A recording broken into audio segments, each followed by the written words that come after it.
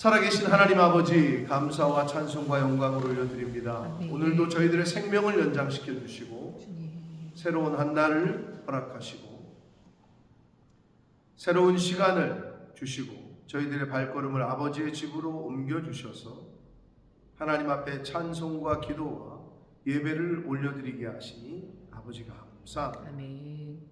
인간이 할 수 있는 가장 고귀한 일을 저희들에게도 오늘 허락하셔서 아버지 집에서 찬송과 기도와 말씀을 듣게 하시니 아버지가 감사합니다. 아버지 하나님, 수많은 사람들이 오늘 하루를 하나님이 주신 생명과 시간 속에서 살아갈 때에 무엇을 하고 살아갈지 모르나 하나님께 예배하고 하나님을 찬양하고 하나님께 영광을 돌리는 그러한 삶을 사는 것이 가장 복되고 고귀한 것인 줄 깨닫게 하셔서 오늘 한 날을 살아갈 때 하나님께 영광을 돌리며 하나님을 찬양하고 하나님의 주권을 인정하고 그렇게 살아가는 저희들이 되도록 주님 은혜 내려 주옵소서. 아멘. 아버지, 이 시간 말씀을 듣겠습니다. 성령 하나님 말씀하여 주옵소서. 아멘. 예수 그리스도 이름으로 축복하며 기도드리옵나이다. 아멘. 자, 로마서 7장에서는 우리 예수 믿는 사람들의 관계를 율법의 정죄로부터의 자유를 받아서 그 의롭게 된 예수 그리스도를 믿음으로 의롭다 칭함을 받는 성도의 특권이 뭐냐? 율법의 정죄로부터의 자유라는 거고, 그 율법의 법 아래로부터의 자유함을 입은 사람은 예수 그리스도의 법 안으로, 예수 그리스도 안으로 들어온다라는 것을 어떻게 비유하고 있느냐?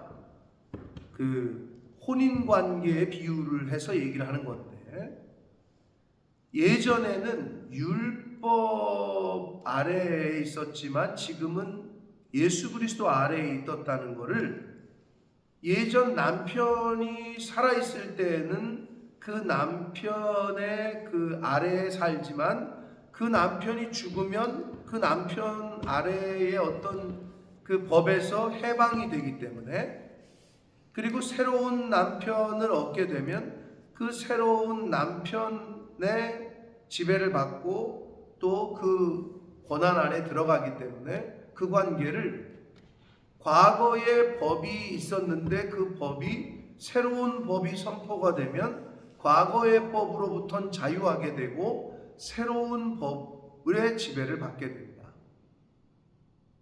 이 얘기를 풀은 거예요. 그래서 형제들아, 내가 법하는 자들에게 말한다. 당시의 사도 바울은 로마 교회 성도들을 만난 적이 없어요. 한 번도. 그런데도 뭐라고 부르고 있어요? 형제들아 라고 부르고 있어요. 그러니까 그만큼 사랑하고 있는 거죠. 한 번도 얼굴도 본 적이 없는 그들을 내가 법하는 자들에게 말하노니 너희는 그 법이 사람이 살 동안에만 그를 주관하는지 알지 못하느냐. 그렇죠 여러분? 죽은 사람한테 법이 무슨 소용이에요, 그죠? 그 얘기고, 이걸 비유를 들어서 남편 있는 여자가 있는데 그 남편 생전에는 법으로 그에게 매인바되라. 만일 그 남편이 죽으면 남편의 법에서 벗어난다.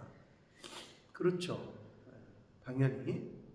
그러므로 3절, 만일 그 남편 생전에 다른 남자에게 가면 그러면 음녀인데, 그러나 만일 남편이 죽으면 그 법에서 자유롭게 되나니 다른 남자에게 갈지라도 음녀가 되지 않는다. 이렇게 돼 있잖아요. 이게 하나님의 법이고, 세상 법은 어때요? 세상 법은 어떻게 됐죠? 영국은 어때요? 법이에요. 지금 결혼한 남자 여자가 다른 남자 다른 여자 만나가지고 살림 차림 어떻게 돼요? 감옥에 가요, 안 가요? 안 가요. 우리나라 어때요? 안 가요. 즉 우리나라가 갖고 있던 간통법이 OECD 국가 선진국에서 자꾸 압력을 놓았어요. 이거는 현대의 법에 맞지 않는다. 니네가 갖고 있는 간통법은 오래된 법이고 이거는 자유를 너무 억압한다. 성적인 자유의 선택권을 억압하기 때문에 너네 이거 바꿔라. 선진국에서 압력을 놓았다고. 그러니까 세상의 흐름과 세상의 이 법은 막 변해요. 인간들이 좋아하는 대로, 그리고 하나님과 멀어지게 하는 쪽으로 변하고 있어요. 우리나라 간통법 없어졌어요. 그래서 남자가 여자가 바람을 펴도 감옥에 가지 않아요. 단 민사, 즉 재산에 관한 거는 소송을 걸 수 있으나 형사, 즉 감옥에 가고 안 가고는 이제는 완전히 거기로부터 자유로워졌어요. 그게 영국이고 그게 대한민국이고 그게 대부분의 선진국에서. 근데 특이한 게 있어요, 여러분. 이번에도 차드에 갔다 왔지만 못 사는 나라 어떨까요? 아프리카 같은 나라나 못 사는 나라. 돌 맞아 죽어요. 여자가 바람을 피고 남자가 바람을 피잖아요. 큰일 나요. 돌로 쳐 죽여요. 아직까지도. 근데 왜 희한하게 잘 살게 되고 발전을 하면 이렇게 될까요? 그런 걸 보고 봐보세요. 이렇게 선진국이라고 지금 우리나라, 영국, 우리나라 지금 차별금지법 만들자, 즉 동성애 합법화하자. 지금도 그 못 사는 나라들은 동성애 했다가는 돌로 맞아 죽어요. 아랍권들도 그렇고. 그걸 아직 금기시합니다. 왜? 아랍 사람들, 아랍의 그 뿌리도 다 이 성경책에서 온 거기 때문에 코란도. 물론 그러면서 변형을 시키긴 했지만 대부분 같은 게 많다고, 제 말은. 근데 왜 희한하게 잘 살게 되고 돈이 많아지고 발전을 하면 어떻게 하나님으로부터 더 가까워지는 게 아니라 하나님으로부터 멀어진다. 왜 그럴까 참. 근데 가난하게 되고 없고 궁핍하고 망하고 그러면 왜 돌아오냐고, 하나님께로. 인간이 너무 어리석은 거죠. 아니, 하나님이 복 주신 걸 하나님이 주신 거라고 알고 감사하고 찬양하고 또 하나님의 뜻대로 돈 있을 때 막 쓰고 하나님 원하시는 대로 그러면 좋은데 왜 헛짓거리 해가지고 계속 하나님을 대적하고 자기만 이렇게 있다가 한 방 맞고 나서 망하고 다 죽고 다 떠나고 그때서야 돌아오냐고. 그 이야기가 성경에 있는 이야기고 그 이야기는 현재 진행형이다. 우리가 내가 그러지 않도록, 내 가정이, 내 자녀손이 그러지 않도록 가르쳐야 되고 살아야 되는 게 이제 우리에게 주어진 신앙생활이고 삶이다. 이 얘기를 쉽게 풀어서 지금 사도 바울은 로마교회 성도들에게 남편의 관계, 혼인 관계를 통해서 이야기를 하는 거예요. 4절 보시면 이제 그러므로 내 형제들아 너희도 그리스도의 몸으로 말미암아 이렇게 되어 있습니다. 예수 그리스도가 십자가에서 죽어주신 것으로, 너를 대신해서 죽어주신 것으로 말미암아 율법에 대하여 죽임을 당했다. 자, 예수 그리스도의 십자가의 죽음은 여러 가지를 의미를 갖고 있다는 거예요. 그 전에 율법에는, 법으로는 죄 지으면 사망이에요. 법으로는 죄 지으면 벌을 받아야 되고 죄 때문에 점점 커서 욕심이 잉태하면 죄를 낳고 죄가 장성하면 사망에 이른다. 죽어야 되는 결과인데 그 죽음을 대신 죽어주셨다, 예수님이. 그래서 율법에 대해서는 이제는 끝난 거야. 율법의 정죄에 대해서는 이제 끝나. 여러분, 어떤 죄 지은 사람이 있어요. 분명히 이 사람이 죄 지은 게 맞아요. 그래서 이제 아무리 죄를 졌어도 재판으로 확정되기까지는 무죄 추정의 원칙에 의하여 피의자라고 부르지 죄인이라고 부르지 않아요. 그러니까 재판에서 재판관이 유죄 몇 년 땅 그래야 확실히 죄야. 그 전까지는 의심이 있고 확신이 돼도, 증거가 확실해도 피의자라고 부르지 죄인이라고 부르지 않아. 그런데 조사받던 사람이 떨어져 죽고 자살을 하잖아요. 그러면 공소권 없음으로 끝나. 재판을 가지도 않고 끝나. 왜? 그 사람이 죽었기 때문에. 그걸 법적인 용어로 공소권 없음 이렇게 얘기해. 검찰이 얘를 징역살게 해주세요 해라는 그게 없어져 버렸어. 왜? 이 사람 자체가 죽었기 때문에. 그 얘기야. 그러니까 율법, 이제 예수님이 죽은 거는 내가 죽은 거기 때문에 죄에 대하여, 율법에 대하여는 이제는 상관이 없게 됐다. 이 말을 지금 하고 있는 거예요. 율법에 대하여는 죽임을 당하였으나 이는 다른 이 곧 죽은 자 가운데서 살아나신 이에게 가서 우리가 하나님을 위하여 열매를 맺게 하기 위함이라.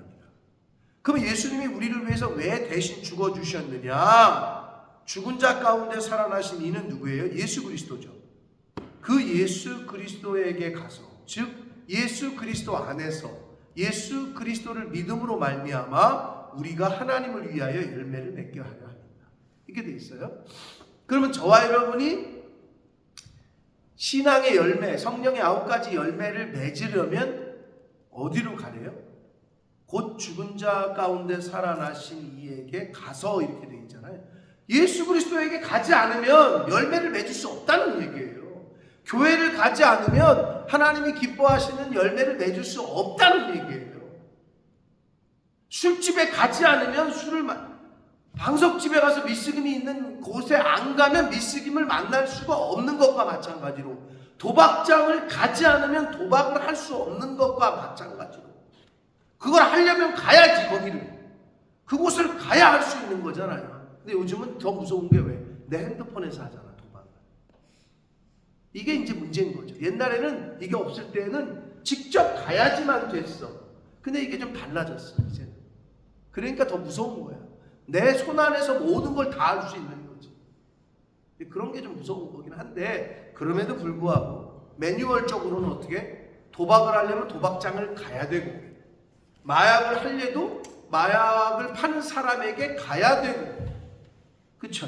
술을 먹으려 해도, 요즘은 참 이게 바뀐 게 전화 한 통이면 다 되니까, 배달이 오지요. 다 되니까 좀 다르긴 하나 근본적으로는 갔어야 합니다. 어디를 가는 거예요? 그러니까 우리가 예수 그리스도에게 간다, 이 말은 교회로 간다, 이 말이라고 생각하시면 돼요.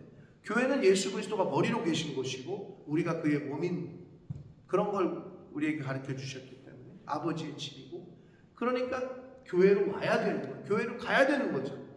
그래야지만 하나님을 위하여 열매를 많이 맺을 수 있다, 이렇게 얘기하고 있어요. 5절, 우리가 육신에 있을 때에는 율법으로 말미암은 죄의 정욕이 우리 지체 중에 역사한다, 이게 돼 있어요. 육신에 있을 때, 그 육신의 반대는 뭘까요? 육의 반대는 영이죠.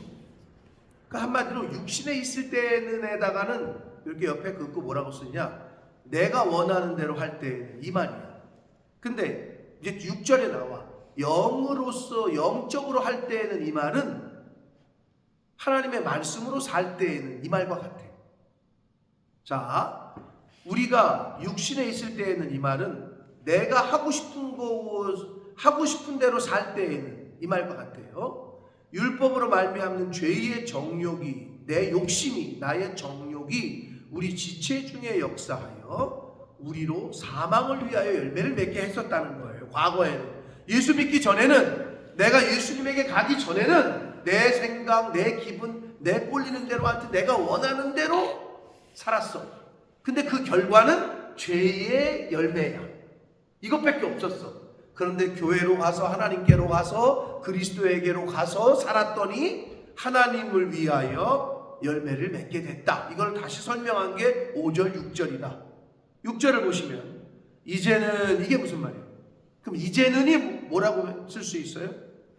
예수님과 연합한 후에는, 내가 예수를 믿고 난 후에는, 예수를 영접한 후에는, 이런 얘기겠죠? 또는 예수께로 간 후에는, 이런 얘기겠죠? 그게 이제는 우리가 얽매였던 것에 대하여 죽었으므로, 얽매였던 것은 뭘까요? 율법이죠. 과거의 율법에 대해서는 죽었으므로 율법에서 벗어났으니, 이러므로 우리가 영의 새로운 것, 이거는 성령을 말하는 거예요. 하나님의 말씀, 성령으로 섬길 것이고, 하나님의 영이 아니하고서는, 성령이 아니하고서는 예수를 주로 시인할 수 없을 뿐만 아니라 하나님이 기뻐하시는 일을 할 수도 없어요. 내 생각의 결과는 죄의 열매고 하나님의 생각의 결과는 하나님의 열매라. 성령의 생각의 결과는 율법의 조문에 묵은 것으로는 아니할지. 율법의 과거에, 지금 이스라엘 사람들 지금도 그 율법 내 비행기 타고 오는데 옆에 있던 사람이 무슬림이었어요. 라마단이잖아. 음식이 그러니까 야 근데 희한해. 자기네들이 안 먹으면 안 먹는 건데 무서운 거지. 비행기 탔을 때 이제 시간이 되면은 음식을 주잖아요. 이거 빵똥 모자 쓰고 있는 딱 봐도 아랍 사람들은 물어보지도 않아요. 왜? 시간이 아직 라마단이야. 그러니까 걔네들한테 물어보지도 않고 음식을 다 주잖아요. 그러면 어느 정도 시간이 지났나 봐. 비행기 타고 오다가 얘네가 뭐 해 뜰 때부터 해 질 때까지 그때 안 먹고 밤에만 먹거든요. 근데 여러분들 밤에도 세 끼를 다 먹는데 뭐 예를 들어서 7시부터 먹을 수 있으면 7시에 먹고 12시에 먹고 새벽에 또 시작되기 전에 그래야지 버티는 거지 하루를. 그리고 해 떠 있을 동안 안 먹는 거야. 그게 무슨 금식인지 모르겠어요 이것들. 금식을 하려면 온전히 하든지. 근데 이제 비행기가 지나가다가 난 밥을 또 주는 줄 알았어. 그때 요번에는 아까 먹은 사람한테는 물어보질 않아. 나는 나한테도 줄 줄 알고 두 번째 식사를 또 주나? 그랬는데 안 물어보고 그 라마단 그 아랍 사람들한테만 밥을 주는 거예요. 그렇게 배려를 하더라고. 뭐 대단하더라고. 뭐 큰 손님들이니까 그렇겠죠. 그랬는데 옆에 앉아가지고 계속 핸드폰으로 뭐 꼬부랑 그 지렁이 굴러가는 거 그걸 계속 읽고 있는 거야. 예. 거기에 매여 있는 거죠. 율법의 조문에 그 적혀 있는 그것에 매여 있어. 그냥 그걸로는 하나님의 열매를 맺을 수 없다. 하나님의 이미 그거는 예수 그리스도라는 새 법이 왔는데 예수 그리스도를 영접하지 않으니 예수 그리스도를 통한 하나님이 기뻐하시는 열매들을 맺을 수가 없다라는 거죠. 그 얘기를 이렇게 풀어서 해 주시고 있습니다. 자, 다시 말씀드리면 예수 그리스도로 말미암아 의롭다 칭함을 받은 그 예수 그리스도를 믿음으로 말미암아 칭의함을 받은 성도의 특권은 율법의 정죄로부터의 자유예요. 그렇게 자유함을 얻어서 이제 예수 그리스도와 연합했어요. 옛날에는 율법에 묶여 있었는데 이제는 예수님과 하나가 됐다. 그렇게 예수 그리스도와 연합한 후에는 이제는 율법으로부터 자유해졌고 하나님의 성령의 새로운 영으로 말미암아 하나님을 섬길 수 있게 됐고 그래서 하나님이 기뻐하시는 열매들을 맺을 수 있게 된다. 이 얘기를 지금 사도 바울은 로마 교회 성도들에게 설명을 해주고 있습니다. 사랑하는 성도 여러분, 자 예수님이 오셔서 십자가에서 죽은 것으로 끝났다면 우리는 예수를 믿지 말아야 돼요. 왜? 모든 사람은 죽기 때문에. 이게 뭐야? 이게 신이야? 중요한 거는 사흘 만에 부활했다고 성경은 말씀하고 있다. 그래서 성경은 뭐라고 하느냐? 예수 그리스도가 부활의 첫 열매다. 그러고 성도들은 둘째 열매가 될 거라는 거예요. 예수님이 부활한 것처럼 예수를 믿는 사람도 부활하게 될 거다. 이게 성경의 핵심이에요. 그러니까 죽음으로 끝나지 않는 거다. 그러니까 인간적인 면에서는 다시 못 본다는 생각 때문에 슬프긴 하나 어떤 의미에서는 다시 안 보니까 죽이거나 살인을 저지르거나 다시 안 볼 거니까 못된 짓을 하잖아요. 천만의 말씀. 다시 보게 된다니까. 그거 어떻게 하려고. 물론 하나님을 안 믿는 사람은 지옥으로 가겠지만 그리스도 안에서 예수 믿는 사람들이 다시 천국에서 만나게 될 때 예를 들어서 관계를 잘 안 하더라도 예를 들어서 내가 저 사람을 관계를 좀 조금 서먹서먹하게 하다가 근데 예수를 믿고 둘 다 천국에 갔어. 그러면 천국에 갔을 때 어떻게 해서 좀 찝찝할 거 아니야 서먹하면은. 그러니까 그런 관계들을 맺지 말라고 성경에는 얘기하는 거고 아니 저 사람 안 보면 되지 뭐. 그게 안 된다니까. 그러니까 이 땅에서부터 그런 관계들은 없애버려야 된다는 거죠.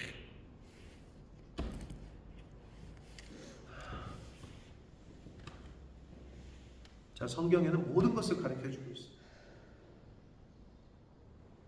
밥도 못 먹고 먹을 것도 없고 신발도 없고 옷도 없는 그 나라의 차드 땅에 아프리카 사람들에게 내가 가서 무슨 말을 할까? 설교를 할까? 하나님 어떻게 해야 됩니까? 뭔 위로가 되겠어? 위로야 양고기 주고 이게 더 1차적인 위로겠지.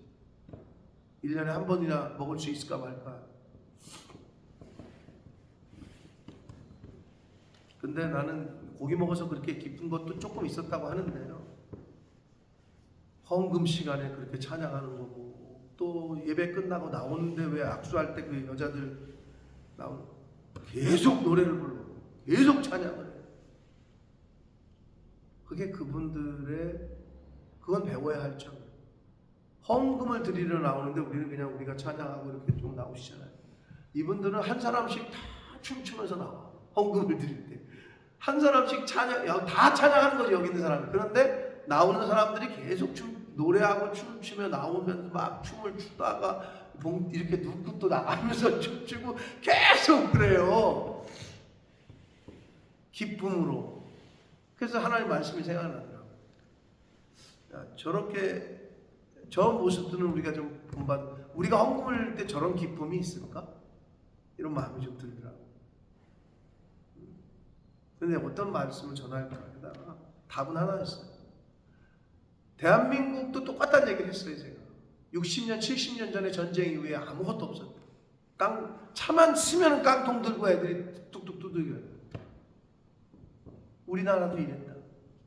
전쟁 이후에 서울의 시내 한복판에 모든 애들은 깡통 들고 다녀. 구걸하는. 근데 나도 그랬다. 내가 그랬지. 9살, 10살 때 미군 차가 지나가면 쫓아가면서 기분이 초콜릿 하면서 쫓아다니면서 걔네들을 볼 때 내 생각이 나는 거야. 그때가. 우리 김권사님이나 송권사님 거기 답을 그렇게 썼더만. 우리 한국에 이런 데 없었는데요. 썼어. 부산은 역시 큰 도시긴 큰 도시인가. 근데 저는 9살 때도 기분이 초콜릿 하고 쫓아다녔던 기억이 있어요. 미군이 깡통, 미군 식량, 땅콩잼 하나 던져주면 그날은 아주 그냥 운수 대통한 날이죠. 근데 그 모습이 떠올랐어요. 근데 내가 그랬어요. 나도 그러고 다녔다. 그런데 50년 만에 지금 내가 여기 서 있다. 아프리카만 4번째다. 전 세계를 다니게 됐다. 대한민국이라는 나라 화면에서 만약에 본 사람이 거의 없어요. 핸드폰은 다 들고 있는데 유튜브를 못하는 건지 대한민국의 그 모습을 본 사람이 아무도 없대.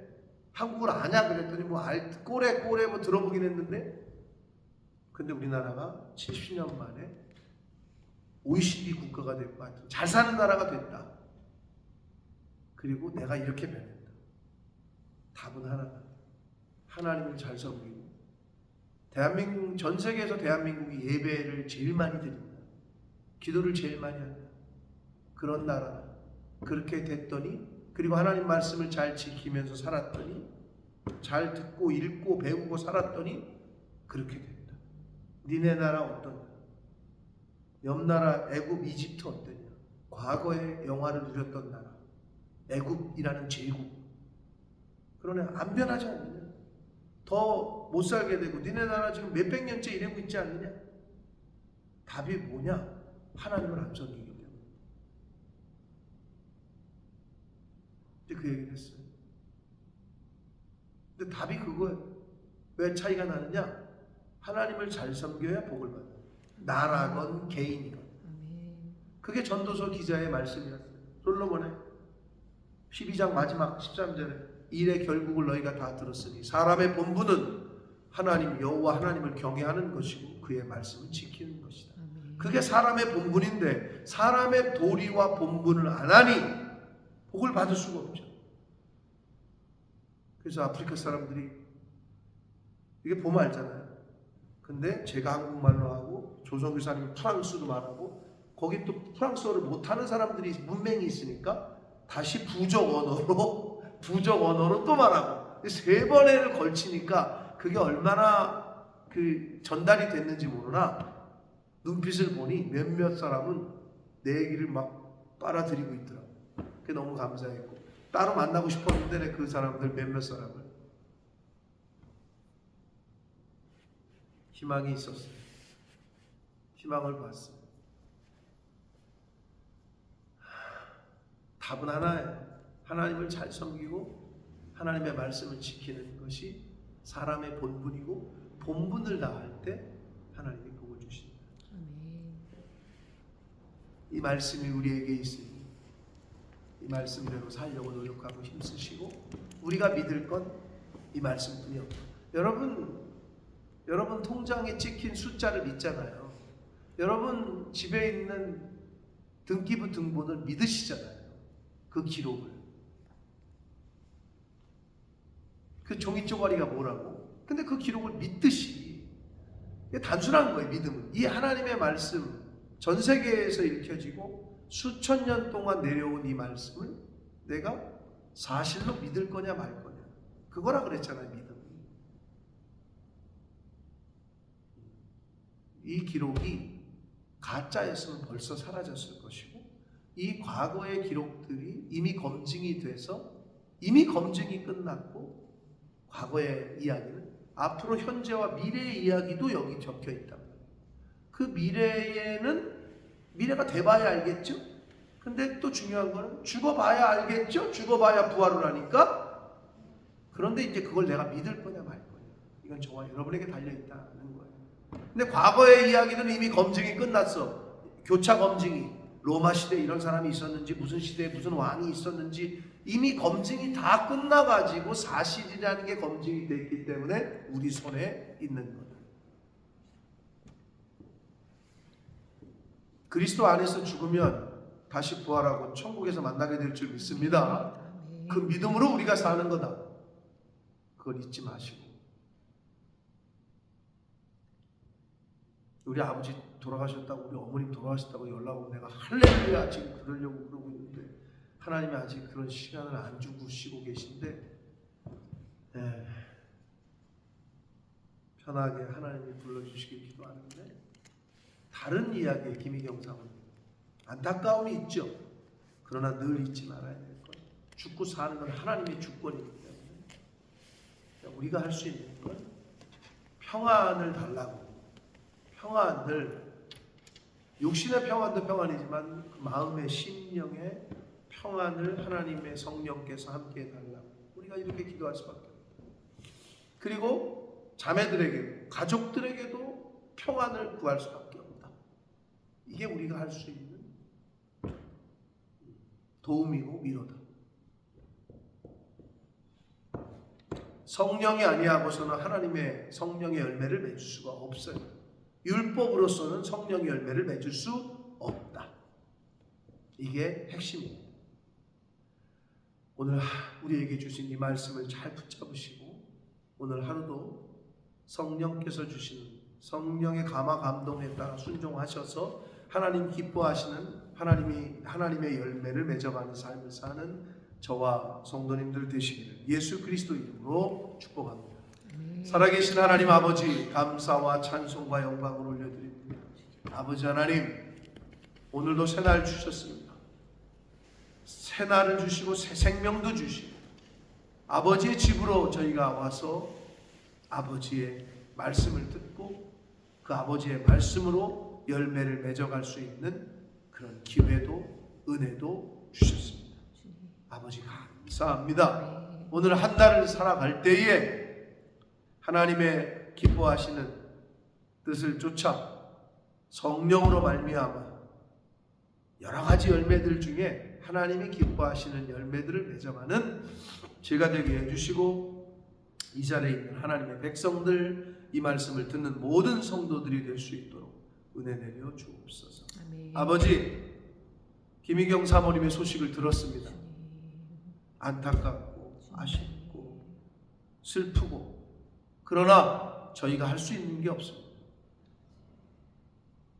생명을 주신 분도 하나님이요 건강을 주신 분도 하나님이요 또 생명을 거두시는 분도 하나님이신 줄 믿습니다.